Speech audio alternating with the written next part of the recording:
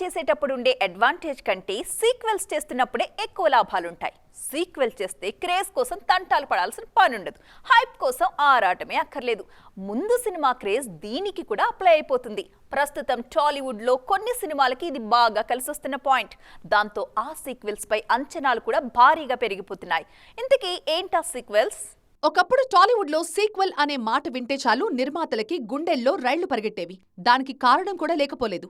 శంకర్ దాదా జిందాబాద్, గాయం 2, సర్దార్ గబ్బర్ సింగ్, కిక్ 2, నాగవల్లి, ఆర్య 2 ఇలా ఒకటా రెండా కొన్నేళ్ల వరకు సీక్వెల్స్ అన్ని ఫ్లాప్లే. కానీ బాహుబలి 2 తర్వాత ఆ సెంటిమెంట్ మారింది. కార్తికేయ 2, బంగారాజు, F3 లాంటి సినిమాలకు మంచి అప్లాజ్ వచ్చింది. ఆ విజయాల తర్వాత టాలీవుడ్ లో సీక్వెల్స్ ట్రెండ్ మరింత ఎక్కువైపోయింది. పాత కథలకు కొనసాగింపు చేస్తున్నారు దర్శకులు. అలా చేస్తే ప్రాజెక్ట్ పై అంచనాలు పెంచాల్సిన పనే లేదు. ముందు సినిమానే అన్ని చూసుకుంటుంది. అది హిట్ అయితే ఆ క్రేజ్ దీనికి హెల్ప్ అవుతుంది. పుష్ప 2నే దీనికి బెస్ట్ ఎగ్జాంపుల్. పుష్ప రేంజ్ 350 కోట్లయితే సీక్వెల్ స్థాయి 1000 కోట్లకు చేరిపోయింది. అది సీక్వెల్ కి ఉన్న అడ్వాంటేజ్. పుష్ప 2 మార్కెట్ హిందీలోనే ఎక్కువగా ఉంది ఇప్పుడు.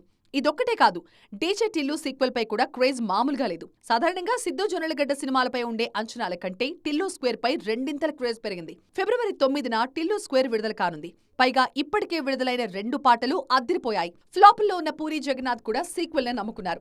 స్మార్ట్ శంకర్ సీక్వెల్ కి డబుల్ స్మార్ట్ తెరకెక్కిస్తున్నారు. అలాగే గూఢచారితో అదరగొట్టిన అడవిశేష్ త్వరలోనే గూఢచారి 2తో రాబోతున్నారు.